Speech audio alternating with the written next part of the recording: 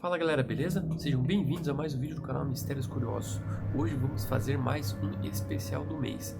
Vocês já ouviram falar do curioso caso das máscaras de chumbo? Este é um caso bem curioso que acabou ocorrendo aqui no Brasil na década de 60 e acabou chamando muita atenção. E até hoje ele jamais foi solucionado.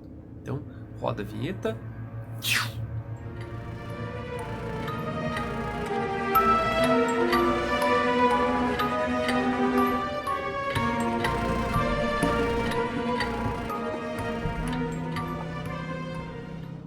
Bom, gente, normalmente eu sempre trago alguns casos altamente curiosos, que têm uma riqueza de detalhes imensa para fazer nesse especial. E neste caso específico eu fui buscar a fundo muitas informações, inclusive alguns documentários sobre este tema, que foi algo realmente incrível, né?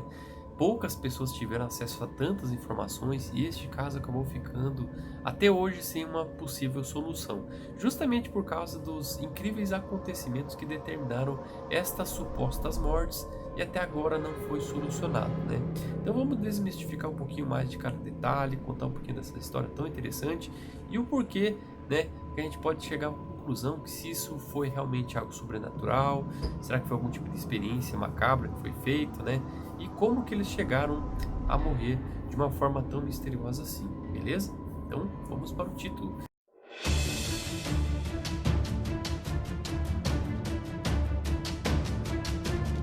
Bom, no dia 20 de agosto de 1966, era um sábado, né?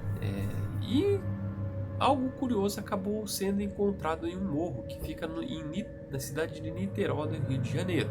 Pois cerca de 2 homens foram encontrados mortos, né, neste morro em Niterói, que fica no bairro de Santa Rosa, né, no Rio de Janeiro. Só que o mais estranho é que esses corpos eles foram encontrados sem um sinal aparente de violência, muito menos de envenenamento. E apesar que eles estavam em um estado avançado de decomposição. Um jovem chega ao alto do Morro do Vintém e encontra 2 corpos. Ele vai até a casa de um policial.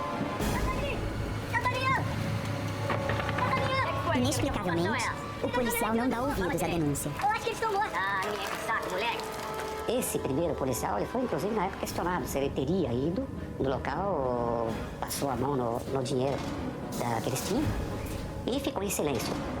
3 meninos sobem o Morro do Vintém. Eles foram correr atrás de pipa, justamente no local onde a pipa caiu, era o local que os corpos estavam. E esses 2 corpos estavam um do lado do outro e embaixo deles existia uma espécie de algum tipo de manto feito com folhas de palmeira. E esses corpos eles estavam até que bem vestidos, pois eles estavam com ternos, né? Então supostamente eles iriam fazer alguma coisa e algum tipo de experiência neste lugar. Pois como ali é uma região litorânea, né, eles estavam utilizando algumas capas de chuva.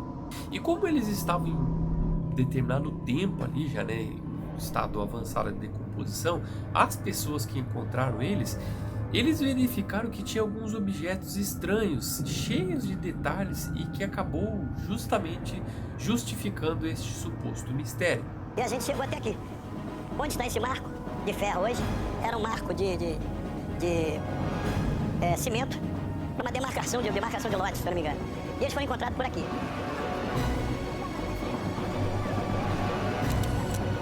O mau cheiro atrapalha o trabalho. E alguém aconselhou, me parece que um dos bombeiros, disse, olha, o jeito é nós colocarmos formol sobre os corpos. Prazer, você faz futebol, isso é coisa de viado. Imaginamos que seriam, no caso de pessoas homossexuais. E isso ficou ainda por 2 dias na imprensa. É estranho. Além da necrose, não teria ferimento.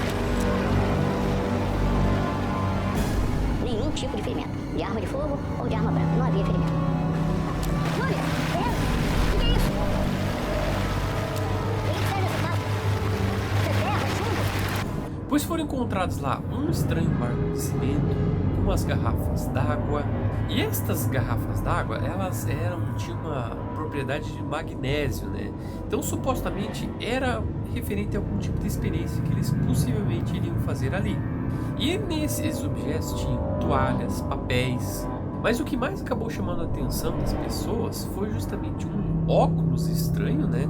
E também tinha um lenço com as iniciais MAS.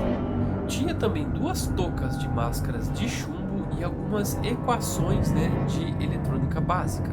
E uma dessas equações era referentes a leis de Ohm, que envolvia corrente, tensão, potência e resistência. Então, se a gente for analisar todo esse contexto, todos esses itens que foram encontrados ali, possivelmente eles estavam fazendo algum tipo de experiência com algum tipo de ser eletrônico, talvez até mesmo captação de raios, alguma coisa que seja relacionada a isso. Só que o mais curioso é que eles foram encontrados, né, com um suposto papel que tinha a seguinte mensagem: às 14h30 estar no local determinado, às 6h30 ingerir cápsula, após o efeito proteger metais e aguardar o sinal. Os policiais buscam as pistas no local onde os corpos foram encontrados. Pelo menos o nome desse aqui a gente já sabe, ó. Miguel José Viana, 34 anos, nascido em Campos, estado do Rio. Casado, técnico em eletrônica. Isso tá estranho, né?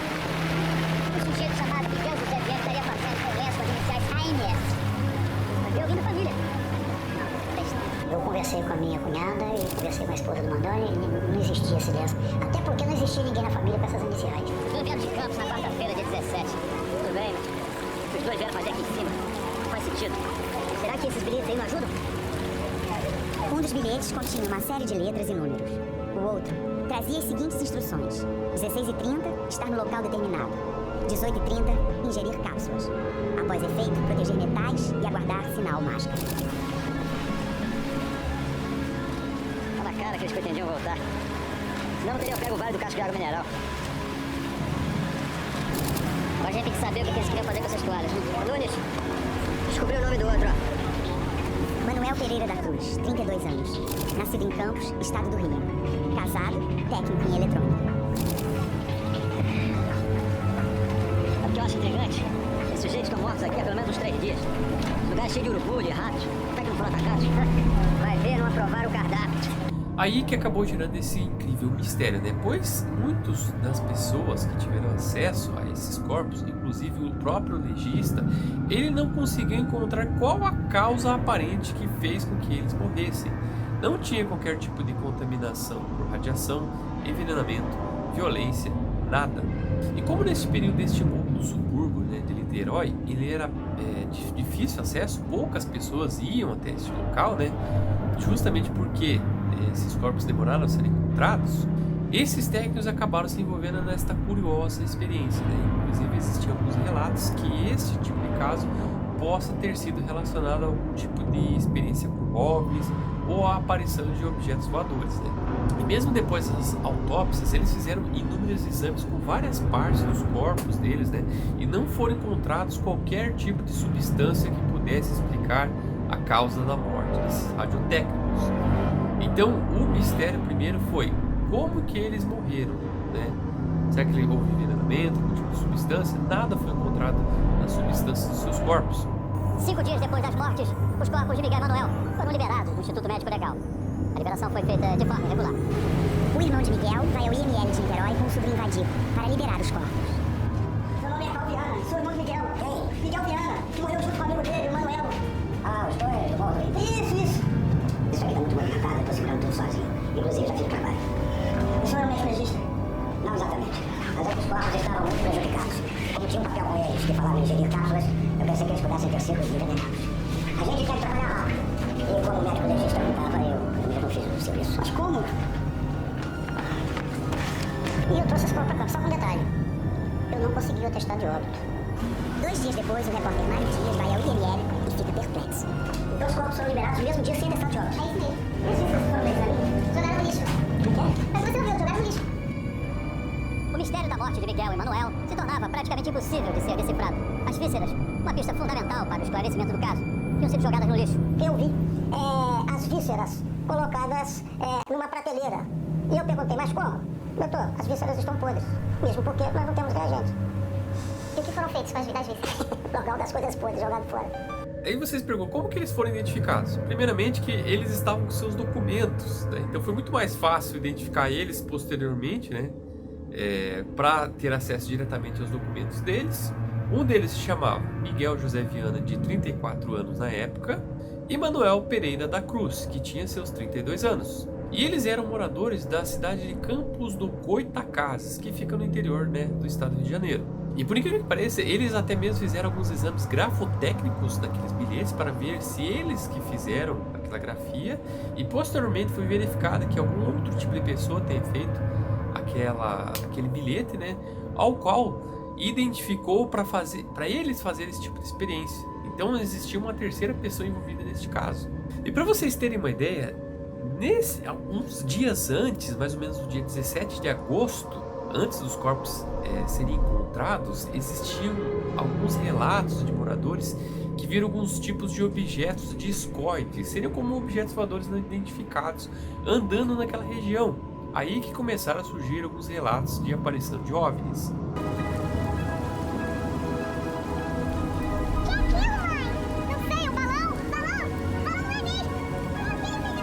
No mesmo morro e no mesmo dia da visão, 2 mortes e um grande mistério. What I'm very intrigued with is the series of reports by people who were independently saw some lights over the hill at the time of the approximate time when the two men died. E de acordo com esses relatos, este objeto ele tinha um formato de discoide, né, com uma luz laranja, e que ele foi visto sobrevoando este morro. Então aí começaram a surgir inúmeras aparições de OVNIs, justamente que explicam por que esses corpos apareceram lá. Então eles começaram a fazer algumas ligações que esses supostos OVNIs tenham algum tipo de participação com a morte daquelas pessoas. Aí o mistério acabou se tornando algo incrível para a época. E para vocês terem uma ideia, até hoje essa história está muito mal explicada, justamente porque já passou vários anos, né?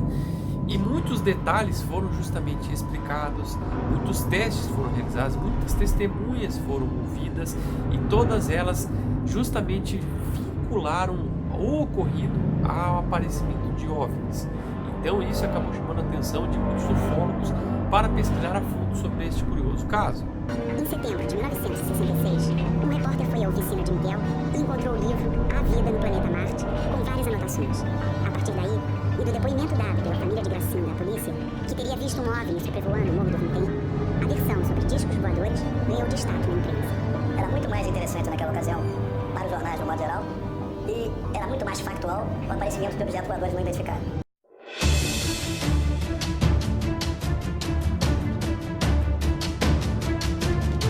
Bom, todas essas investigações foram realizadas, né, e posteriormente foi criada uma dinâmica do que realmente aconteceu.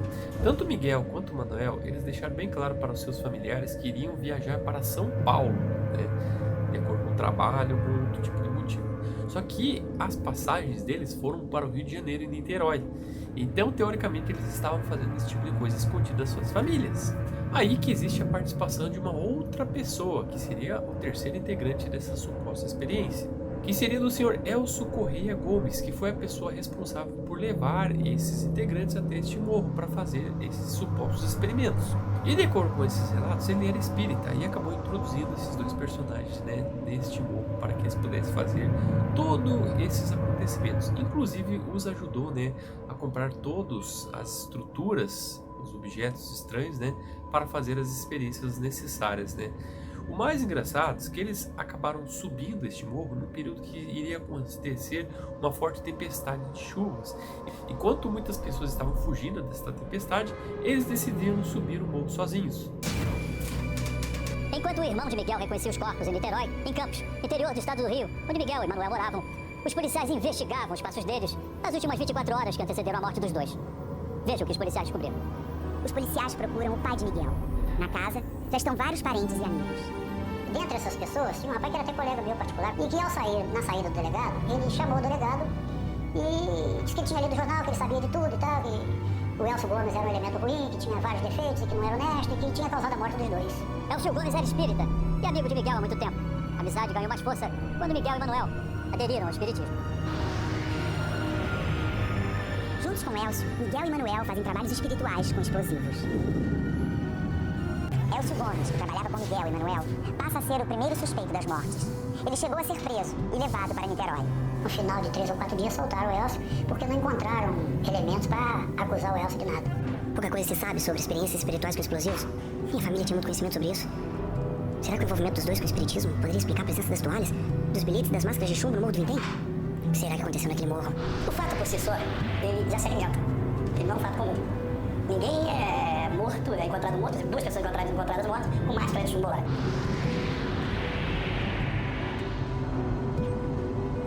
Manuel diz à mulher que no dia seguinte vai com Miguel para São Paulo. Mas o que vocês vão fazer em São Paulo? Comprar umas peças, é muito mais barato. Anda, me ajuda a separar isso aqui. Quanto dinheiro, Manuel? Vocês vão gastar tudo isso com peças? Não, a gente também vai comprar um carro. E quanto é que é? 2.300.000 cruzeiros. O dinheiro seria o equivalente, hoje, a 3 mil reais. Durante parte esse dinheiro sumiu. O que a polícia descobriu sobre isso? Nada, porque por ele só, ele não tinha dinheiro para comprar o carro. Então, essa importância, inclusive, pode ser não exata. E essas toalhas aqui? Pra que são? Ele não pergunta, arruma, anda. A viúva de um disse saiu daqui com o dinheiro e com a caixa de toalhas. Então, se foi vista no local a caixa, é verdade que a mulher estava falando de lá.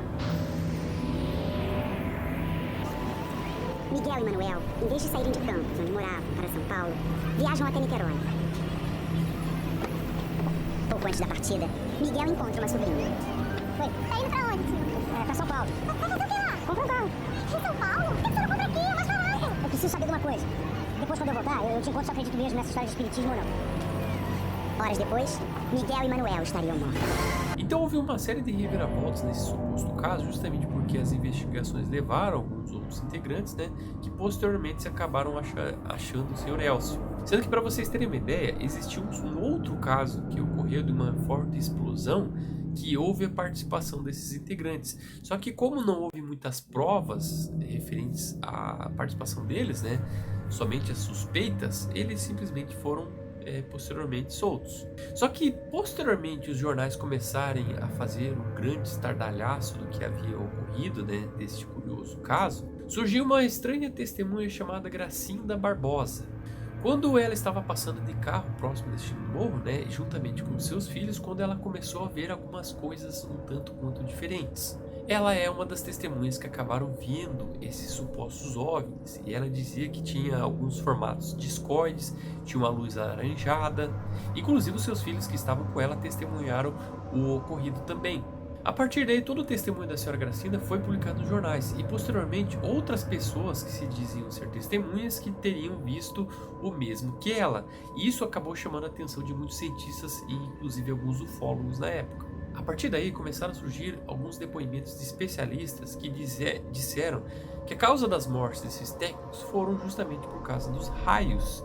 Como eles estavam numa região que tinha um grande envolvimento de raios, né, eles possivelmente teriam sido eletrocutados. E como eles estavam em um lugar alto, com máscaras de chumbo, possivelmente eles deveriam ter sido atingidos por algum tipo de raio e posteriormente mortos. Bom, como os corpos estavam em estado avançado de decomposição, né, o próprio médico legista, posteriormente, ele deixou bem claro realmente que algumas extremidades dos corpos deles tinham mesmo algumas certas queimaduras. Então isso justamente pode defender a seguinte tese, que eles possam ter sido mortos por alguns tipos de raios, né? Apesar de que, como surgiram inúmeras incertezas, né, da morte deles, a mídia justamente usou este caso justamente para ganhar uma grande fama, e muitas pessoas justamente usaram isso, né, para criar a incrível fundamentação de que alguns OVNIs visitaram aquele lugar naquele dia. Eles embarcaram aqui, dia 17 de agosto, às 2 da tarde. Desceram do ônibus, seguiram até a cidade.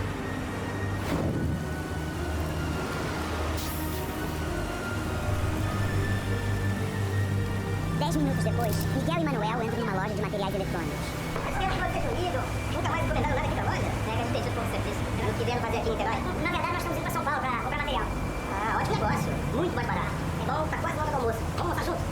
Não vai dar. A gente já tá um pouco atrasado e... Obrigado pelo convite, Arnai. Fica outra vez. Eles saíram e eu não tive mais contato com eles, né? Então eles estavam totalmente sozinhos, eu não vi ninguém com eles, né? Por volta de 3 horas da tarde, Miguel e Manuel entram numa loja para comprar capas de chuva. Veja, tá bom, veja. Não precisa não, quanto é que é, hein? 18 mil cruzeiros. 18 mil cruzeiros. A senhora fica com o troco, obrigado. Apesar da chuva, os dois saem sem vestir as capas. 4 horas da tarde, Miguel e Emanuel estão próximos à subida do Morro do Vintém. Ah, por favor. Vai descendo. Quer usar o carro? Deixa mais rápido, por favor. Compraram água mineral aqui na rua Martins do Paraná. Em seguida, ganharam essa rua. E foram até o Morro do Vintém. Parece que a última vez que eles foram vistos foi por aqui. Por volta de umas 4:30 da tarde. Eles teriam descido de um jeep. Estava sendo dirigido por um sujeito loiro. Subiram um morro. Isso nunca foi investigado. Nunca. Aliás, como muitas outras coisas. Bom, o próximo passo é cronometrar todo esse trajeto que eles fizeram. Agora. Cronometrei o caminho a pé, de ônibus e de táxi. Em toda essa cronometragem, eu encontrei um espaço vazio. Logo, eles pararam em algum lugar. Pararam em algum lugar onde receberam as últimas instruções para participar da experiência. Existiram também alguns relatos de alguns parapsicólogos dizendo que essas máscaras de chumbo elas poderiam explicar que seria um experimento para justamente algum tipo de ocultismo, né, onde as pessoas usavam essas máscaras, tomavam algum tipo de droga para acessar outros mundos. Então, seria basicamente, né, um experimento além da vida, algo que eles teoricamente fizeram justamente para tentar entrar em um outro mundo, uma outra dimensão, né? E isso muitos especialistas tentaram explicar como sendo uma seita, pois este experimento seria teoricamente para libertar a alma, para ele acessar um outro mundo, né? Então pode ser que eles tenham talvez morrido para tentar acessar o céu ou o inferno, né? E este caso acabou tomando uma grande relevância, né? Que foram feitos inúmeros experimentos para tentar explicar o que realmente aconteceu. Tanto que no dia 25 de agosto de 1967, eles decidiram exumar os corpos e fazer novos exames para ver se encontravam quais são as reais causas das mortes. E não encontraram nada novamente. 2 meses depois das mortes de Miguel Emanuel, saíram finalmente os laudos de necropsia e o suposto exame toxicológico das vísceras. Assim como nos atestados de óbito, os laudos também indicavam morte indeterminada. No laudo, um fato grave. O nome do legista Sebastião Failas tinha sido raspado e substituído por outro. Como é que houve rasura porque alguém estava ali, o nome de alguém para assinar e não quis assinar? Se recusou. Por que o Dr. Sebastião Failas se recusou a assinar? Porque ele não admitia a causa-morte indeterminada para dos corpos. Entende? Como a gente não admite até hoje. 2 anos após a morte dele, surgiu uma grande reviravolta. Que foi o seguinte, uma pessoa que estava presa, que se chamava Milton Benzani, ele falou que tinha participação deste caso, inclusive disse que roubou deles uma boa quantidade de dinheiro e que deu uma espécie de cápsulas de veneno. Só que a polícia justamente tentou obter o máximo de informações dele, só que o cara, infelizmente, ele acabou caindo em várias contradições. Então, muitas das vezes, ele acabou chamando isso para ele justamente para tentar ganhar mídia, ficar famoso, né? Só que este caso ficou bastante curioso justamente por causa disso. Muitas informações desconcentradas, mas nada que explicasse realmente de fato o que realmente aconteceu com eles. Só que a partir de alguns anos depois, alguns matemáticos da NASA, eles acharam curioso este caso e decidiram fazer alguns tipos de experimentos. E ele veio exclusivamente ao Brasil para analisar um pouco mais sobre este caso. O matemático norte-americano chamado Jacques Vallée, sendo que todos eles subiram até o morro, fizeram alguns testes em alguns aparelhos exclusivos da NASA e eles ficaram estarrecidos com o que viram ali. Toda a região onde foram encontrados esses corpos, inclusive feito esses supostos experimentos, não cresceram mato em volta. Seria como se tivesse algum tipo de substância ali que impedisse a propagação de vida vegetal ali na região. O cientista e ufólogo francês Jacques Vallée, que já trabalhou para a NASA e é um dos maiores especialistas em objetos voadores não identificados, esteve no Brasil para estudar o caso das máscaras de chumbo. O resultado está num dos capítulos deste livro, Confrontos. And I had the opportunity to go to Rio in 1980, and by then the case was already fairly old. But the Rio police was already reopening the investigation, and I had a chance to go up that hill. Vous êtes sûr que les corps ont été trouvés à cet endroit-là? Certeza absoluta. Intéressant. Comment se fait-il que la végétation n'ait pu pousser?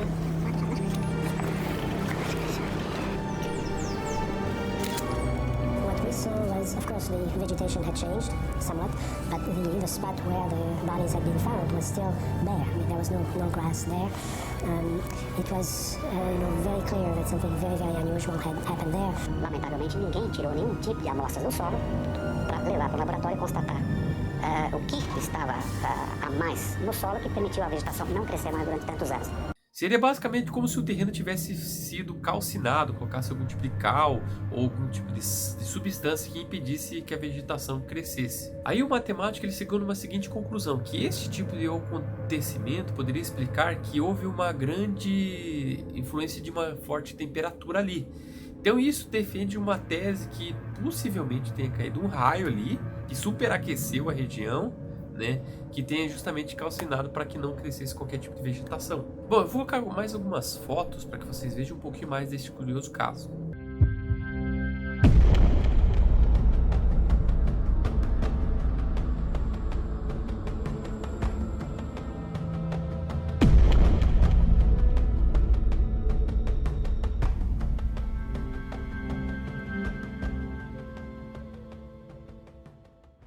Bom, a partir daí muitas investigações foram realizadas, muitos experimentos também próximos ao local e até mesmo ali foram feitos com equipamentos altamente sofisticados da NASA e nada foi encontrado, né? O que houve uma explicação supostamente aparente que possivelmente estes técnicos estavam fazendo algum tipo de experimento, né? Justamente aproveitando a tempestade e eles acabaram sendo mortos por algo desconhecido. O mais plausível seria realmente algum tipo de raio, né, que deva ter atingido eles. Mas como os corpos estavam em um estado avançado de decomposição, eles não conseguiram chegar a uma conclusão, né. Agora, a riqueza de detalhes referentes à aparição de OVNIs de muitos moradores, isso chamou bastante atenção, né, na mídia, fazendo com que este caso nunca fosse solucionado e que ele fosse reconhecido como um dos registros de ufologia mais detalhistas deste período. Os dois rapazes, eles se dirigiram principalmente e diretamente a Niterói no sentido de fazer um experimento.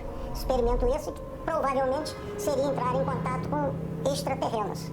Até hoje eu acho que Miguel e Manuel foram assassinados. Era preciso que eles confiassem muito nas pessoas ou na pessoa que iam levá-los até lá. Mesmo porque eles não conheciam nada em Niterói.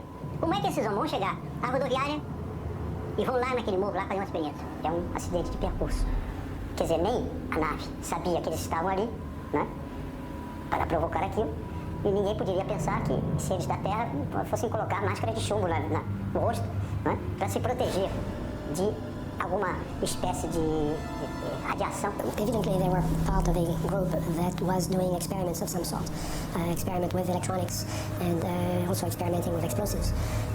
Whether that was related to their belief in extraterrestrials, I don't think anybody knows the answer.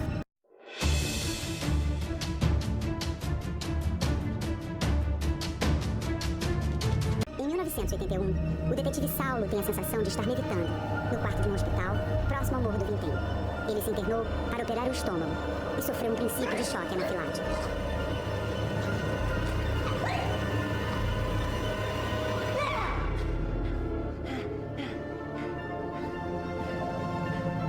Na alucinação de Saulo, ele caminha até a janela e vê no céu um objeto que ele e os enfermeiros não identificam. Eu vi que os dois funcionários discutiam na janela, pertinho da minha cama. Um disse assim, é balão, outro, mas balão assim? Outro, não é balão. Pô, será que é balão ou não é balão? Aí um disse assim pro outro, olha, fica quieto, não fala com ninguém não. Se a gente contar isso a alguém, vão dizer que nós somos mentirosos. Bom, mas uma coisa vocês podem ter certeza, este caso, ele ficou muito bem registrado justamente pela sua riqueza de detalhes, testemunhas, né, que viram e avistaram esses tipos de OVNIs. Infelizmente, nessa época, a gente não tinha tecnologia adequada para registrar esses acontecimentos, né. Muitos fatores que levaram à morte desses técnicos jamais foi solucionado até hoje. O que mais existe hoje em dia são inúmeros relatos, né, de aparecimento de OVNIs nesta região. O caso ficou bastante conhecido nesta época e até os dias de hoje ele jamais chegou na solução. O que existe mesmo são as histórias, registros policiais. Posteriormente foram publicadas inúmeras matérias em jornais e até mesmo na revista UFO, ao qual eu analisei esse contexto, né, e vale a pena você conhecer um pouquinho mais.